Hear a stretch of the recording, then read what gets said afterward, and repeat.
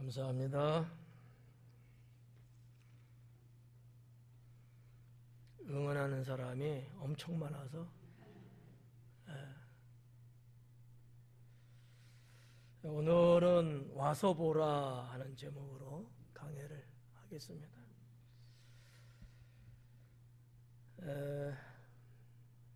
35절부터 이제 42절까지인데 이게 하나의 그 부분 갈 때마다 말씀은 이어져 가면서도 뭔가 그 내용은 또 다른 내용으로 바꿔나가는 이런 형태를 띠고 있는 요한복음인 것 같고요. 35절부터 보겠습니다. 또 이튿날 요한이 자기 제자 중 두 사람과 함께 섰다가 그래요. 29절에도 보니까 이튿날 이렇게 말했어요. 이튿날, 또 이튿날 이런 식으로. 이튿날은 뭐예요? 다음날, 그죠? 다음날. 이런 걸 보면은 1년 후인데 이튿날이라고 말하기엔 또 그렇잖아요. 언어적으로 봐도 그렇고 그냥 우리가 알고 있듯이 다음날을 말하는, 그러니까 예수님의 사역은 이렇게 날마다 촘촘하게 계속 진행됐다라는 것을 알 수 있는 내용이고요. 자기 제자 중 두 사람과 함께 섰다가 그래요. 자기 제자 중 두 사람. 여기서 말하는 요한은 세례 요한입니다. 세례 요한이 자기를 따르는 무리들, 또 좀 더 고상하게 말하면 제자들 이렇게 말할 수 있는데 그 많은 제자들이 있어요. 그냥 무리 같은 사람들 말고 정말 세례 요한의 외치는 소리, 진리에 감동하고 그 진리를 또 추구하는 그러한 백성들, 그들 중에 세례 요한을 따르는 진짜 제자들이 이제 많이 있었는데 그 중에서 두 사람이 상당히 대단한 사람들 아닐까 이렇게 생각해져요. 왜냐하면 세례 요한이 이렇게 있는데 제자들 많이 있을 거 아니에요. 그 중에서도 딱 두 사람과 함께 섰다는 거예요. 어떻게 보면 모세와 엘리야 같은 이런 거 대표성 있는 그런 어떤 제자의 성격을 띠고 있는 것은 아닐까. 예수님에게 있어서 수제자 하면 누구라고 여러분 알고 계세요? 베드로. 끝이야. 또 요한. 또 알았어. 그래, 그렇게 이제 세 사람을 보통 말하잖아요. 베드로와 야고보와 요한. 그 중에서도 또 베드로가 또 이렇게 최고인 것처럼 이렇게 이제 보잖아요. 그래서 예수님이 사역하시고 때로는 저만치 더 가서 이제 기도하실 때도 12명이 제자지만 그 중에서 세 사람만 딱 데리고 가시는 이런 이제 모양들이 있었잖아요. 세례 요한에게도 여러 제자가 있는데 그 중에서도 딱 두 사람이 같이 있었던 것 같아요. 별것 아니라고 볼 수도 있지만 또 어떻게 보면 이 두 사람은 일반 보편적인 제자보다는 월등하게 세례 요한에게 있어서 좀 존귀하고 정말 맥을 같이 하는 그 정도의 제자는 아니었을까 이렇게 예상해 볼 수도 있다고 저는 생각합니다. 그래서 이제 제자 중 두 사람이 함께 섰는데 이 두 사람이 누구일까라고 하는 거예요. 두 사람은 누굴까? 하나는 이병철이고 하나는 김희중가.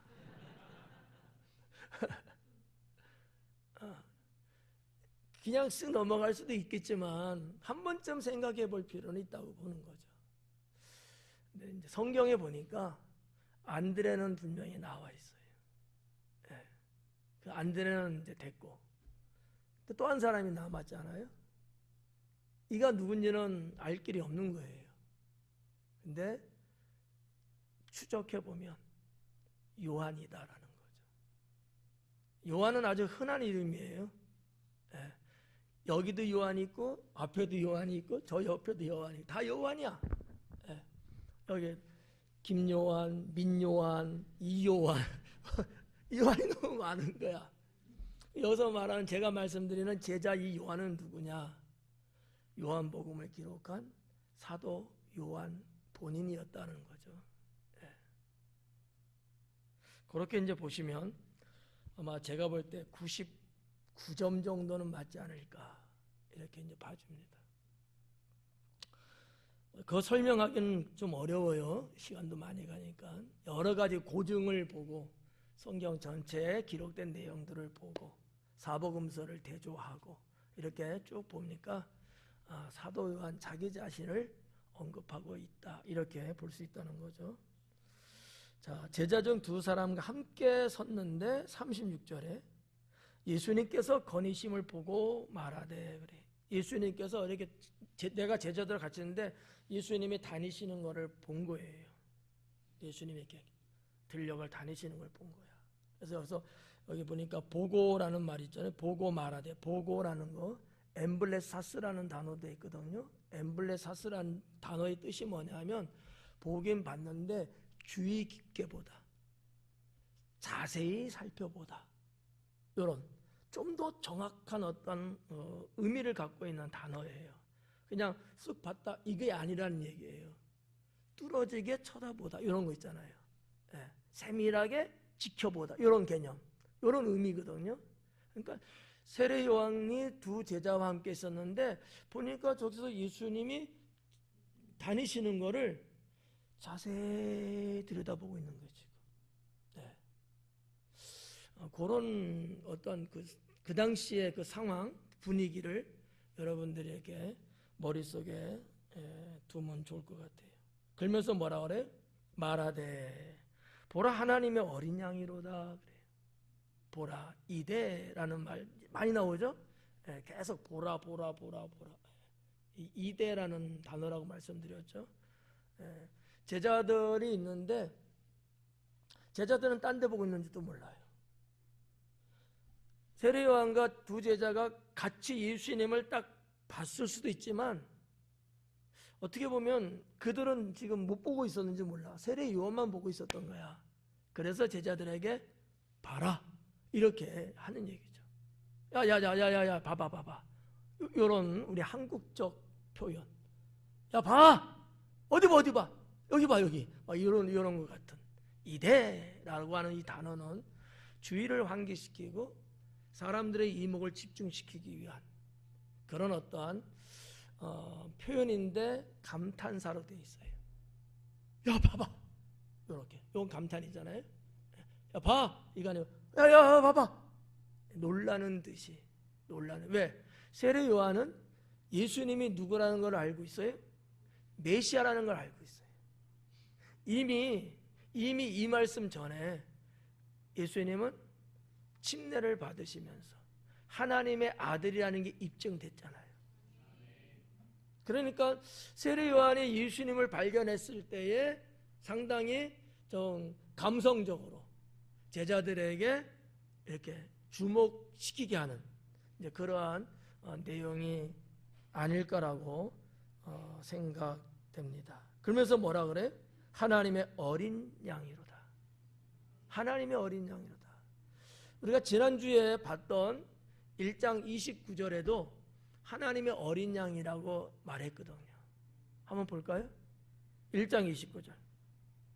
이튿날 요한이 예수께서 자기에게 나오심을 보고 이르되 보라 세상 죄를 지고 가는 하나님의 어린 양이로다. 예수님이 세례 요한에게 의도적으로 오고 있는 거예요 지금. 자, 요한복음에는 여기에 대한 상세한 설명은 없지만 공관복음에 보면 이 장면이 예수님이 요단강가에서 세례를 베푸는 요한에게 세례받기 위해서 오시는 장면하고 똑같아요. 그때도 이렇게 말했거든요.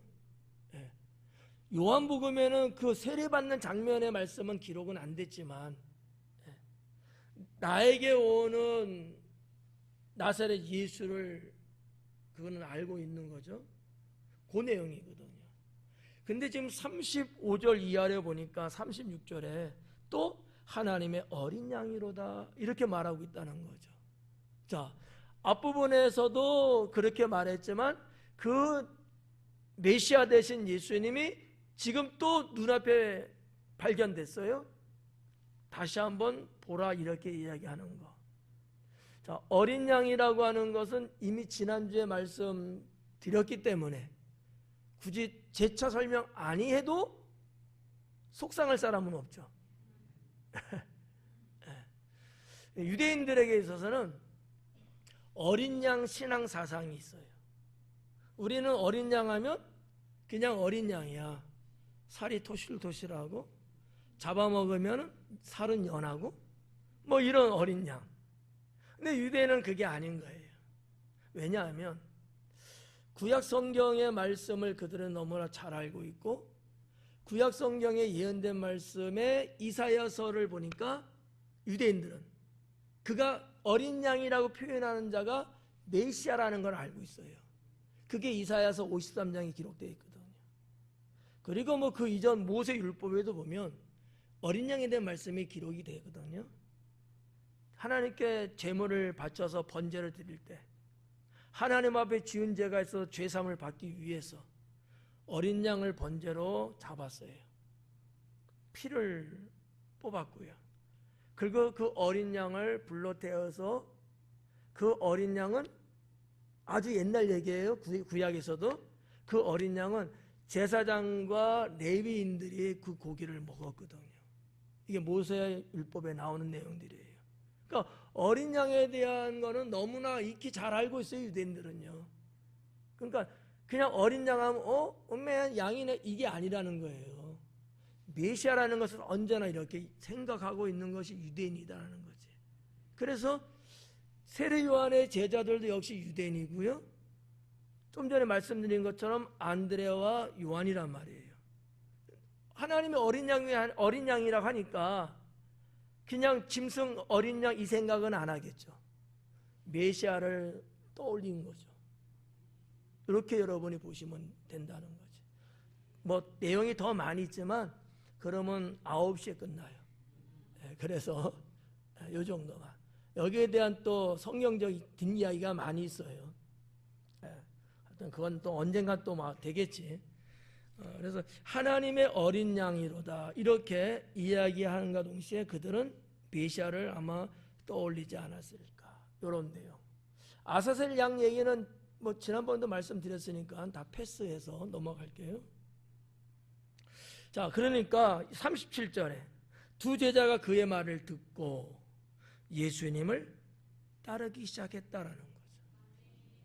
아니 세례 요한이 뭔 얘기했다고 나를 두고 가냐고. 그렇잖아요. 지금까지는 나를 스승이라고 따랐던 사람들이 하나님의 어린 양이란 말 한마디만 했는데 왜 나를 두고 나사렛 예수한테 가냐고요. 이유는 이제 알아들은 거죠. 메시아라고 알았기 때문에. 그러면 진정 어떻게 보면 유대인들은 모두가 다 메시아를 갈망하는 신앙은 있지만 세례 요한을 따르는 제자들은 더더욱 그게 증폭되어 있었다라는 얘기죠. 더 갈망했다는 거예요. 그러기 때문에 평범한 유대인으로 살 수도 있지만 광야에서 외치는 세례 요한의 제자로 들어갔던 거거든요. 그냥 들어간 게 아니에요. 뭐 먹고 살기 위해서 들어가고 아니면 뭐 때문에 그런 게 아니고 보다도 진리 안에 들어가기를 원했던 사람들이기 때문에 여러분 다음 주에 우리가 보게 되겠습니다만 나다나엘이 기도하고 있었잖아요. 그냥 뭐 경건 때문에 기도했을까요? 아니란 말이에요. 메시아를 갈망하는 신앙이 있기 때문에 기도의 삶을 계속 살았던 거거든요. 이런 것처럼 여기 있는 이 제자들도 분명 그랬을 거라고 저는 믿어요. 단순한 게 아니라는 얘기죠. 그런 신앙, 그런 사상이 있기 때문에 세례 요한의 제자도 됐고, 근데 정말 자기들이 원했던 우리 스승이 메시아입니까? 그러니까 뭐라 그래 세례 요한이? 난 아니다. 그랬잖아요. 난 아니다. 내 뒤에 오시는 이가 그다. 메시아인 줄 알고 처음에 또 따랐는지도 몰라요. 너무 기가 막힌 진리를 외치니까 듣도 보도 못한 말씀을 전하고 있거든요. 그러니까 야, 혹시 우리가 기다리는 메시아가 아닐까 하고 아마 출발해서 따랐는지도 몰라. 근데 정작 보니까 메시아는 저쪽에 따로 있는 거야. 자기 스승이 그렇게 이야기해 줬어. 그러니까 글로 간 거죠. 그래서 이 37절에 있는 말씀 보면 두 제자가 그의 말을 듣고라는 단어가 에쿠산이라는 단어거든요. 에쿠산.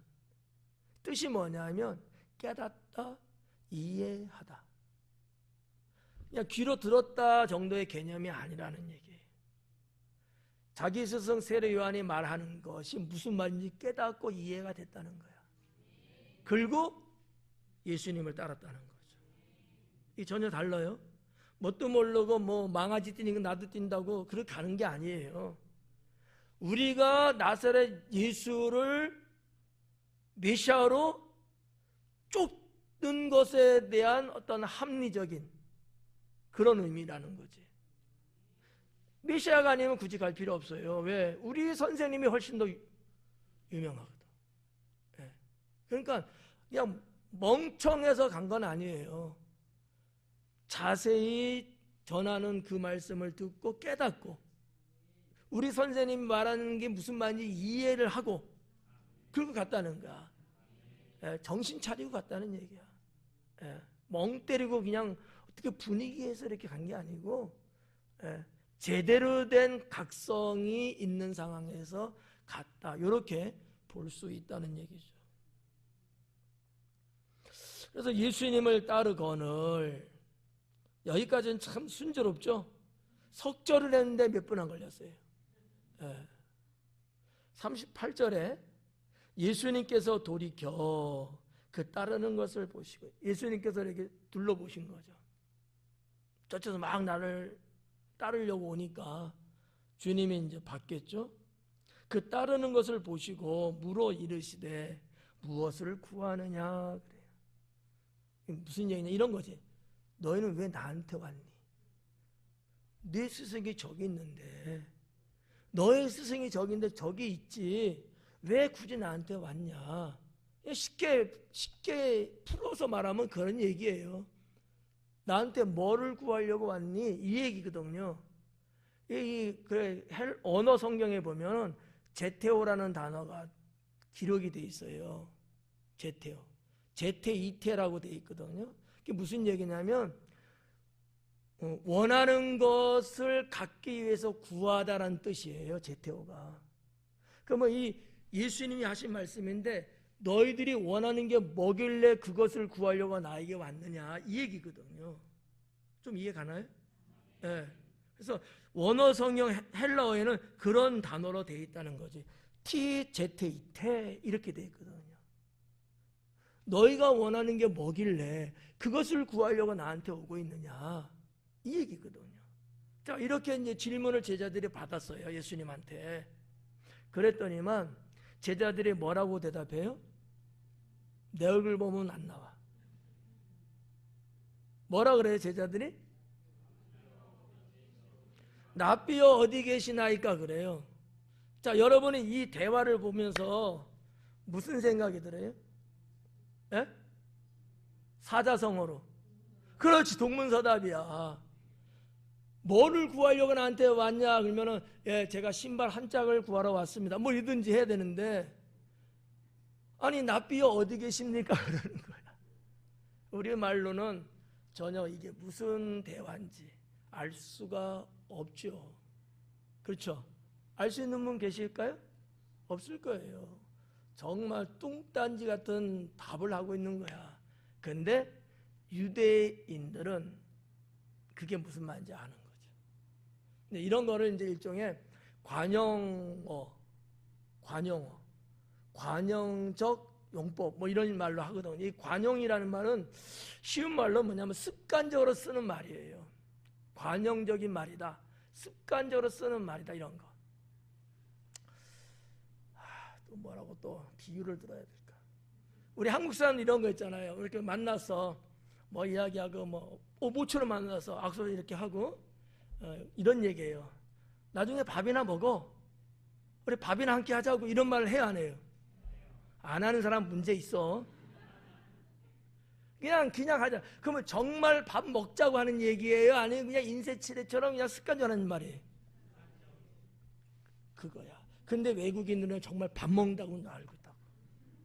그러니까 우리만 알고 있는 관용이야. 우리만 알고 있는 관용. 유대인들이 어디 계십니까? 라는 말 우리는 정말 어디 몰라서 찾는가? 이렇게 보잖아. 유대인들은 아니라는 얘기야. 그러면 이 말이 무슨 말이냐? 이 원어에 보니까 이런 단어를 썼어요. 푸메네이스 이렇게 되어 있거든요. 푸메네이스. 어떨 때 이 말을 썼냐면은 선생님하고 대화하고 싶습니다. 선생님하고 좀 말을 좀 하고 싶습니다. 이 얘기를 어디 계십니까? 라는 말로 썼다는 거지. 전혀 알 수 없잖아. 요즘 뭐 우리 한국 뭐 드라마 제주도 배경을 찍어서 폭삭 속았수다. 이거 어디 말이에요? 제주도 방언. 근데 이 제주도 방언이 모르는 사람은 얼마나 속았대? 이러거든요. 근데 제주도 말인지 아는 분들은 그렇게 안 보잖아. 이런 거예요, 일종의. 그러니까 여러분, 참 그냥 원어 그대로 번역을 해놓은 거예요, 학자들은. 예. 그거를 이제 제가 이렇게 여러분에게 풀어 이제 드리는 건데, 이 제자들은 어쨌든 간에 예수님한테 뭔가 얻으려고 하는 게 있어요. 그게 뭐죠? 메시아의 제자로 사는 거예요. 영적인 것을 구하고 있었다는 얘기죠. 중요한 거예요. 그럼 우리는 예수님께 나가고 있어요? 나가지 않고 있어요? 제가 그렇게 믿어도 되는 거죠. 근데 왜 나가고 있대요? 왜 나가고 있냐고? 그분이 구원자고 그분이 진리이기 때문에. 다른 거 말하면 다 틀린 거야. 다 세속적인 얘기야. 복 받기 위해서, 건강하기 위해서, 사업 잘 되기 위해서 뭐 다 이건 틀린 말이죠. 그죠? 구원자 되신 예수님이기 때문에, 그분에게만 구원이 있기 때문에, 그분이 전하는 말씀이 진리이기 때문에 우리가 예수님께 나아가는 거예요. 맞죠? 이런 부분들을 우리가 한번 대조해 봐야 되지 않겠느냐. 대조해 봐야 돼요. 사업 이제 장사 시작했는데 그래도 예배 참석 안 빠지고 해야지 사업이 잘 될 거 아니야? 이런 마음을 갖고 주님께 다가간다는 것은 좀 그렇죠? 네. 그러면 안 된다는 거예요. 여기 두 제자도 그런 건 아니었어요. 참 질 대신 메시아이기 때문에, 그분 앞에 가야 되기 때문에. 그래서 이 메네이스라는 이거는 말이죠. 옛날 그 고대 사회나 예수님 당시나 그때에 뭐 일하라고 말하긴 좀 뭐하지만 유대인들이 때로는 율법 교사들한테 뭐 상담이든지 궁금한 걸 묻는다든지 그러잖아요. 그때 이런 말을 썼다는 얘기죠. 실제적으로. 랍비요 어디 계십니까? 이런 거야. 저기 보이고 있는데도 랍비요 어디 계십니까? 이렇게 말하는 거야. 그러면 그 랍비는 뭐라고 알아들어요? 아, 나하고 대화하고 싶다는 얘기구나. 이렇게 알아듣는 거예요. 하자 없죠? 알아들으니까 무슨 말이에요? 벌써 소통이 되잖아요? 그런 거. 자, 그러면 우리도 주님과의 대화 속에서 서로가 알아들을 수 있는 영적인 언어를 쓸 수 있어야 되지 않을까?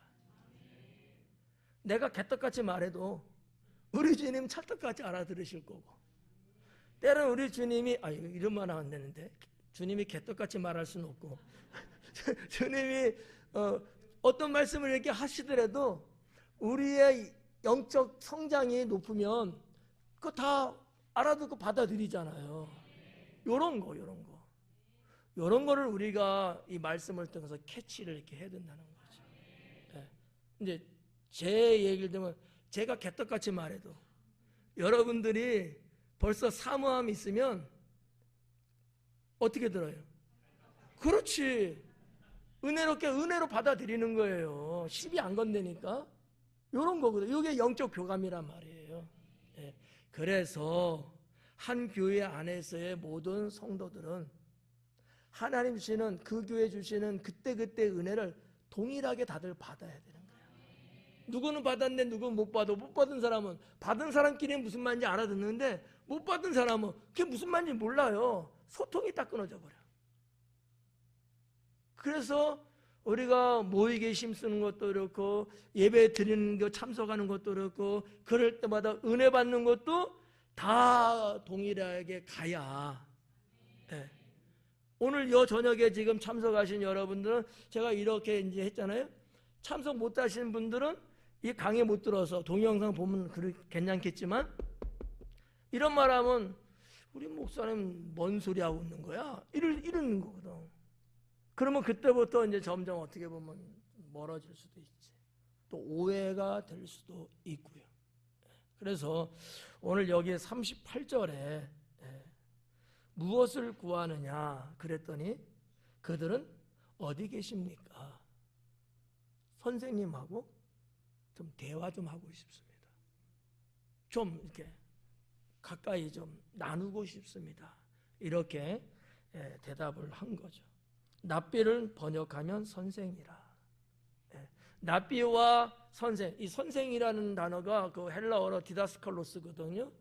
납비는 납비고 디다스칼로스인데 의미는 같아요. 언어가 다른 거야. 유대적 언어와 헬라적 언어. 그게 다른 거지. 뜻은 같아요. 근데 이 납비라는 말도 존경할 수 있는 분, 위대한 분, 그건 상당히 실력 있고 뭐 실력만 있다고 그런 건 아니고요. 그분에서 풍겨나오는 인품, 또 신앙의 영성 등등으로 좀 뭔가 사람들한테 존경받을 만한 정도의 선생님 정도 되면 유대 사회에서는 납비라고 호칭을 했죠. 그리고 이제 이게 헬라어로 말할 때 디다스컬로스인데 이것은 전문성을 가지고 있는 실력이 있는 선생. 그냥 선생님 이게 아니고 진짜 선생님. 우리 한국은 선생님 아니어도 선생님이라 부르잖아. 사장이 아닌데도 사장님이라 불러주잖아. 그러니까 외국 사람들이 미쳐버리겠대요. 도대체 무슨 말인지 모르겠다는 거야. 이게 바로 관용어적인 거거든. 저도 이렇게 하면 저보고도 선생님 그래. 근데 내가 선생 아니고 나 목사인데요. 이렇게 또 말하긴 또 그렇잖아요. 밥 먹으러 갔는데 이런 거. 근데 실제로 이 납비라는 말을 쓴다든지 디다스칼로스라는 말을 썼을 때는 우리처럼 그렇게는 안 쓴다는 거죠. 유대 사회는 진짜 그런 사람에게만 쓴다 이런 얘기죠. 그리고 이제 39절에 예수님께서 이르시되 와서 보라. 그러므로 그들이 가서 계신 데를 보고 그날 함께 거하니 때가 10시쯤 되었더라 그래요. 여기 이제 와서 보라, 예수님께서 이르시되 와서 보라 이렇게 번역됐어요. 원어적으로 말하면 이게 무슨 말이냐, 오라 그리하면 볼 것이다. 그래 와라 그러면 너희가 나를 볼 것이다. 선생님 좀 보고 싶어요, 뵙고 싶어요 그랬거든요. 앞부분에서요. 대화하고 싶어요, 보고 싶어요 이런 얘기도. 그러니까 와라 그러면 너희가 나를 볼 것이다. 상당히 의미 있는 영적 메시지예요. 주님도 늘 그런 말씀하셔요. 내게 오라. 와서 문을 두드려라. 그러면 나를 만날 것이라는 말씀들을 성경에서도 하고 있잖아요. 그런 어떤 메시지하고 거의 흡사한 말씀을 하고 계시는 거야. 근데 이 말씀은 언제나 예수님이 백성들에게 마음을 열어놓고 하신 말씀이거든. 다 내게로 오라. 내게로 오라는 거예요. 상당히 복음이죠. 언제나 우리 예수님은요 열려있는 분이거든요. 점심 때니까 나중에 오세요 이게 아니고 언제든지 내게 오라. 그러면 네가 내 안에 들어오면 나를 볼 것이다. 그래서 우리가 예수님께 나아가는데 육신적으로 주님 앞에 정말 이렇게 뚜벅뚜벅 가서 가는 그런 개념보다도 더 영적인 개념으로 주님 안에 우리가 들어갈 때 정말 우리가 믿는 그분이 어떤 분인지를 알게 되는 거죠. 그냥 제가 우리 민희삭 집사님 저 앞에 간다고 해서 집사님을 제가 얼마나 알겠어요. 뭐 옷 겉옷은 저거 입었고 안에 뭐 이렇게 뭐 셔츠 입었고 이런 거밖에 모르잖아요. 근데 집사님의 삶, 그 영혼 속에 내가 들어가게 되면 그분의 성품과 영성과 능력 이런 것들을 다 볼 거 아니겠어요? 그러니까 주님이 원하는 바는 어떻게 보면 그런 거예요. 그냥 이렇게 그냥 와 이게 아니라는 거죠. 내 안에 들어오는 거예요. 이 사상, 이 신앙이 예수님이 하신 말씀에서 정말 어떻게 보면 최고의 말씀 중에 하나가 뭐냐면 네가 내 안에, 내가 너 안에 들어가면 이 말씀이거든요. 제가 이제 자주 사용하는 단어인데 신앙은 그래야 된다는 거예요. 내가 주님 안에 들어가고 주님은 내 안에 계시고 이러면 하나가 된 거거든요. 신앙은 이게 중요하지 않겠느냐. 그래서 이제 와보라라는 그 말이 그래 와 그러면 볼 수 있어 그랬더니만 그러므로 그들이 가서 계신 데를 보고 그날 함께 거했다라는 그날 함께 거했다. 제가 볼 때는 이날 이 시간부로 이제 이 두 제자는 세례 요한의 제자는 졸업을 하고 예수님의 제자로 첫 발을 내딛는 거예요.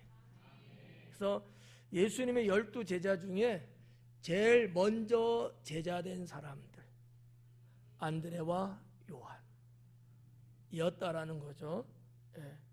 여기 보니까 10시쯤 되었더라라고 요한은 기록했어요. 제가 여러분 교회 단톡에 자료 올려드렸죠? 성경에 이제 시간에 대한 내용들이 좀 많이들 나와요. 우리가 이제 사복음서가 있잖아요. 마태, 마가, 누가, 요한. 자, 공간복음이 어디라고 그랬어요? 마태, 마가, 누가. 이 세 가지가 공간복음. 그 공간복음에 사용하는 시간하고 요한복음에 사용하는 시간은 전혀 다르다. 요한복음에서 하고 공간복음에 쓰는 것을 똑같은 시간으로 보시면 계산이 착오가 생겨요. 그래서 제가 자료를 올려드린 거예요. 여러분에게. 솔직하게 봤어요 안 봤어요? 공부했어요 안 했어요? 내가 왜 그 짓을 하는지 모르겠어요. 공간복음에 나오는 시간은 유대식 시간이에요. 유대식. 요한복음은 로마식 시간입니다. 자, 우리 현재 세계에서 사용하는 시간은 어느 식의 시간일까요? 로마식. 그러면 요한복음은 로마식이에요? 10시래요. 그럼 몇 시예요? 그냥 10시인 거예요. 근데 유대식으로 10시 하면 몇 시일까요? 그럼 오후 4시예요. 6시간 차이 나는 거거든. 한번 해봐요 또? 그것도 10시니까 11, 12, 하나, 둘, 셋, 넷, 오후 4시. 별건 아닌데 알면 뭐 나쁠 건 또 없죠. 그래서 이제 마태, 마가, 누가, 요한 공간복음은 유대식 시간, 그 다음에 요한복음은 헬라식, 로마식 시간. 이렇게 해서 둘을 똑같이 생각하면 틀린다. 그렇게 이제 보시면 되고요. 뭐 그것만 하려니까 또 그래서 좀 더 많은 시간의 것을 자료를 다 이제 올려드린 거예요. 안 본 사람은 예배 끝나고 이불 속에서라도 좀 보셔요.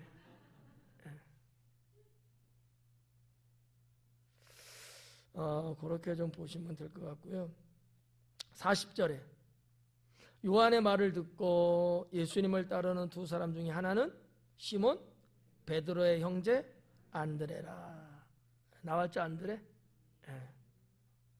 이 안드레라는 이름의 뜻은 남자다운, 사람다운, 이런 뜻을 갖고 있어요. 안드레.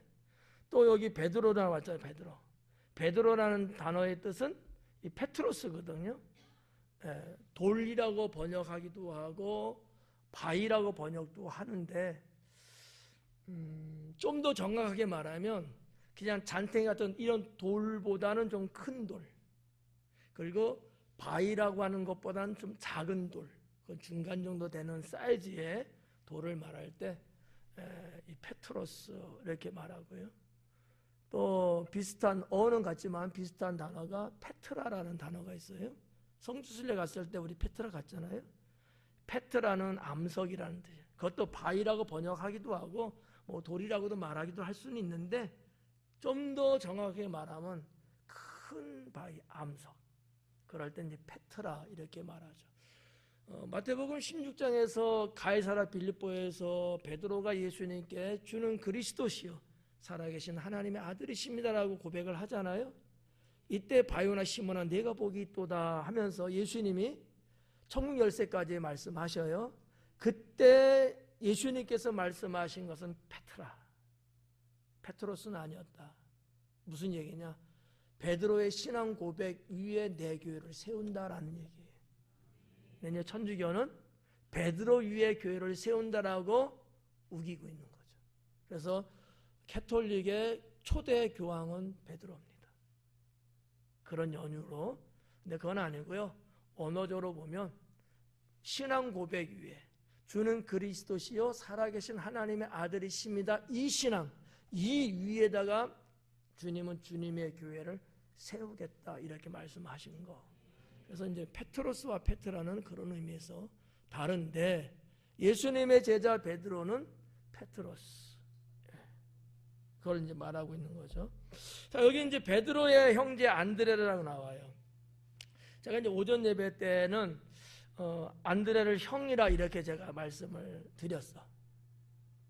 근데 또 어떻게 보면 동생이다 이렇게 또 말하기도 해요. 근데 성경에서는 동생인지 형인지는 알 수는 없어요. 말 안 하고 있거든요. 그럼 뭐라고 말하냐? 그냥 형제라고 말해요. 형제. 안드로포스, 안드로폰, 뭐 형용사로 가면 또 다르게 말하는데 그냥 이렇게 형제. 누가복음 6장에도 동생이라고 번역해 놨어요. 그런데 원어는 동생이라는 말은 없고 형제라고 돼 있어요. 이런 번역이 어느 학자가 번역을 어떻게 했냐에 따라서 일반 성도님들은 모르니까 그러면 성경에 있으니까 또 그렇게 또 이제 믿고 또 가죠. 그러나 실상은 형인지 동생인지는 불분명하다. 어쨌든 근데 형제는 분명하다. 피를 나눴다는 단어의 뜻을 갖고 있거든요. 그래서 이제 형제라고 보시면 이제 되고 나는 동생이라고 말할 거야. 말하세요. 상관없어요. 하여튼 그런 거 그냥 상식적인 거 말씀 좀 드리고요. 41절에 보니까 그가 먼저 자기 형제 시몬을 찾아 말하되, 여기도 형제라 나오잖아요. 원은 다 똑같아요. 안드로포스. 그가 먼저 자기 형제 시몬을 찾아 말하되 우리가 메시아를 만났다 하고. 왜냐하면 자기 스승 세례 요한이 메시아라고 분명히 언급을 했고 가서 직접 만나봤더니 진짜 메시아라는 걸 알았어요. 가만히 있을 수가 없지. 여러분 같으면 어땠어요? 내가 여기에 초막 셋을 짓고. 근데 이 안드레는 그러지 않고요. 예수님 만나서 정말 대화 나누고 보니까 아마 예수님에게서 풍겨나오는 영적 에너지에 아마 안드레는 녹았을 거예요. 그 비치는 광, 하나님으로서의 그런 거. 그래서 아마 그랬을 것 같고 도저히 가만히 있을 수 없어. 그래서 베드로에게 이 이야기를 하러 간다는 얘기죠. 이게 진리를 발견한 사람의 공통적인 겁니다. 여러분은 어때요? 여러분 예배 와서 은혜 받고 설교 듣고 깨닫고 그 다음에 어디 가요? 그냥 집으로 가죠. 여러분 봐봐요. 사마리아 운물가 여인 같은 경우도 예수님 운물가에서 만나고 동네로 뛰어들어가서 내가 메시아 만났다 그러잖아요. 이게 맞는 거예요. 이게 맞는 거야. 그러면 우리는 뭐 은혜 받아 맨날 가 뛰어다녀? 그런 거라는 거. 이게 복음을 접한 사람, 영혼을 느낀 사람은 가만히 있을 수가 없는 거야. 주체할 수가 없으니까. 더군다나 한번 생각해봐요. 이 제자들은 유대인으로서 메시아를 그렇게 조상대대로 갈망했거든. 근데 그분이 내 눈앞에 딱 있는 거야. 이건 노떼 중에 노떼거든. 노또거든. 이건 노또 이상인 거야. 노또 이상. 여러분 노또 당첨되면 어디로 가요? 농협은행 본점으로 달려갈 거 아니야. 말하자면 예수님을 만난 제자들은 가만히 자기만 알고 있을 수는 없었던 거죠. 그래서 가장 피부치 같은 베드로한테 그는 달려갈 수밖에 없는 거죠. 네. 이게 진짜예요. 하여튼 뭐 그런 내용들 좀 보시면 될 것 같고요. 뭐 메시아 뭐 그리스도 다 똑같은 말이고, 자 그리스도 메시아, 그리스도라는 단어 뭐 너무나 잘 알고 있는 말씀입니다만 그 뜻은 기름 부음을 받은 자라는 뜻. 이것도 여러분 다 알고 계시죠? 기름 부음을 받은 자, 그 자를 그리스도라고 표현하거든요. 그러면 유대인들에게 있어서 또 하나님이 직접 유대 사회에 있어서 이렇게 기름을 정말 이렇게 머리에 붓는 경우 딱 세 가지라는 거 알고 계시죠? 하나는 왕을 세울 때, 왕 즉위식할 때. 두 번째는 제사장을 임직시킬 때. 세 번째는 선지자를 세울 때. 이때만 머리에 기름을 부어요. 그래서 그리스도라는 말을 쓰는 거예요. 근데 우리 예수님은 이 삼직, 왕, 제사장, 선자, 이 삼직을 다 갖고 계신 분, 만왕의 왕이신 예수님. 그래서 사실은 뭐 목사님들도 임직 받을 때 기름을 갖다 붓는 건 아니지만 영적으로 안수를 이렇게 하는 거죠. 그래서 안수가 되지 않으면 임직됐다고 인정을 안 하죠. 주님의 이름으로 하는 거니까. 하여튼 이 그리스도라고 하는 거 기름 부음을 받은 자를 가리킬 때 쓰는 용어인데 그렇게 세 유형의 사람들에게만 사용했다 이렇게 보시면 되고요. 42절에 데리고 예수님께로 오니 그래요. 안드레가 베드로한테 가서 우리가 메시아를 만났다 직접 이렇게 말하고 끌고 가는 거야. 이게 복음이고 전도죠. 예수님이 끌고 가는 거야. 안 했으면 베드로 워낙 고집 세니까 에이 새끼 뭔 새끼 하는 거야 막 이러면서 안 갔을 수도 있어. 아니다. 우리가 분명히 만났다. 뭐 우리가 뭐 누가복음에서 보고 너무 많습니다만은 엠마로 가는 두 제자 길가에서 예수님 만나잖아요. 만난 건 만난 거고 우리는 우리 갈 길을 간다. 그랬어요? 아니잖아요. 부활하신 예수님 만난 그들 다시 오던 길 예루살렘으로 들어가잖아요. 그러니까 뭐를 보든 누구를 보든 주님을 만나고 이러한 은혜의 충만함이 있을 때는 그쪽 목적을 향해서 가는 거예요. 그게 맞다는 거죠. 그래서 이 안드레가 베드로를 데리고 예수님께로 오니 예수님께서 보시고 이르시되 네가 요한의 아들 시몬이니. 예수님이 언제 시몬 아버지하고 통성명리를 했나? 이런 걸 보면 예수님은 역시 하나님이시고 전지하시다. 모르잖아요. 시몬도 처음 본 거예요. 시몬의 이름은 안드레가 뭐 소개하면서 우리 형제 시몬이 이렇게 말할 수는 있어. 근데 자기 아버지 이름까지 하면서 그럴 리는 없을 거란 말이지. 근데 예수님은 벌써 아시는 거지.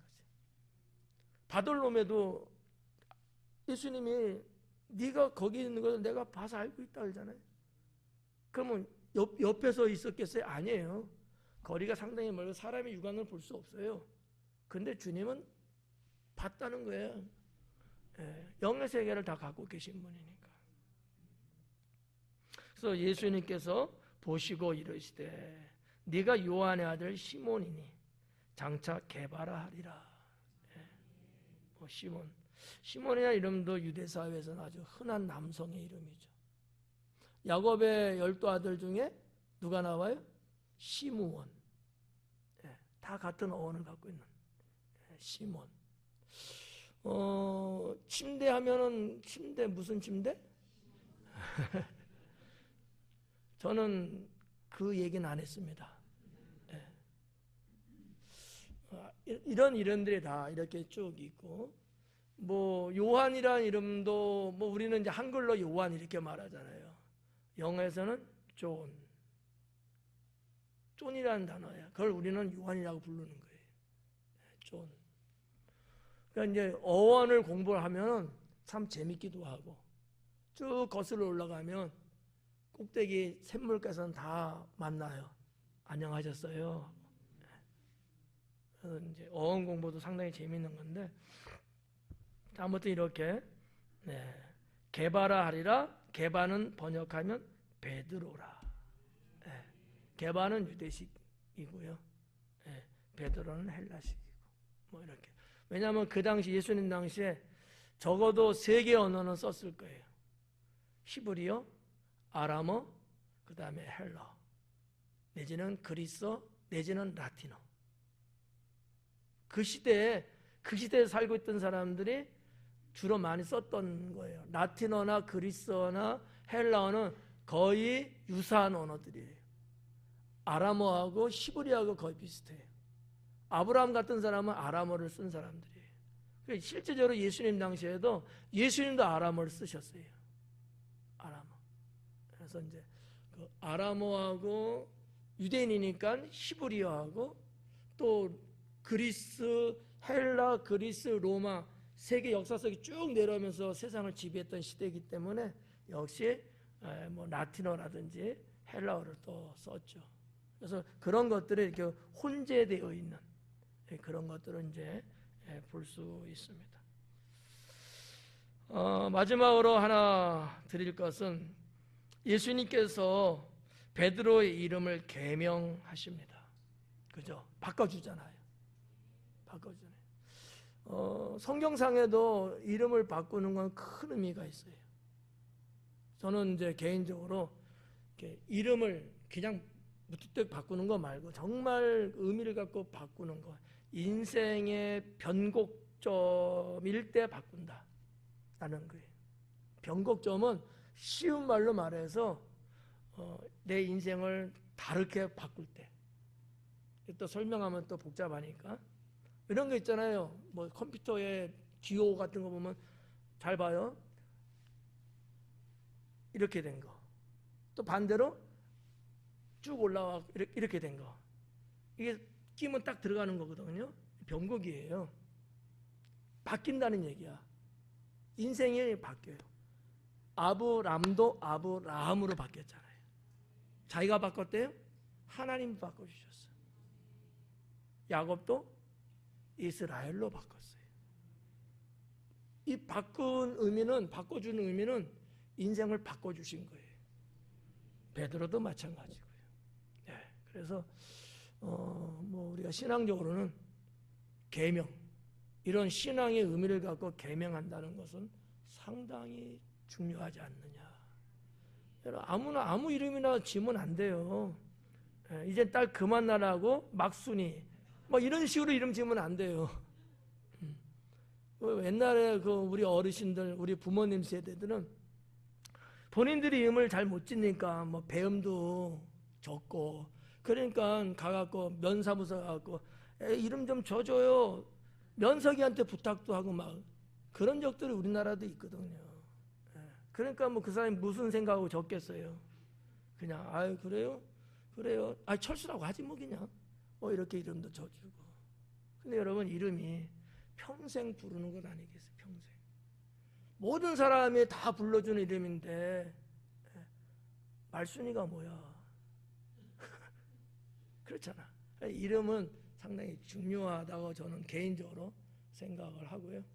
우리 교인들 애들 출생해서 이름을 제가 질 때는 정말 그 태어날 때의 상황, 기도하면서 영적인 거, 그리고 이 아이에 대한 하나님의 비전, 이런 것들을 가지고 이제 이름을 이제 져주죠. 져주는데 아무튼 뭐 개바도 이름을 바꿔주시고 그런 거 보면 베드로의 인생은 바뀌었어요. 우리의 삶도 예수님으로 인하여 바꿔줄 수 있기를 바랍니다. 기도하겠습니다.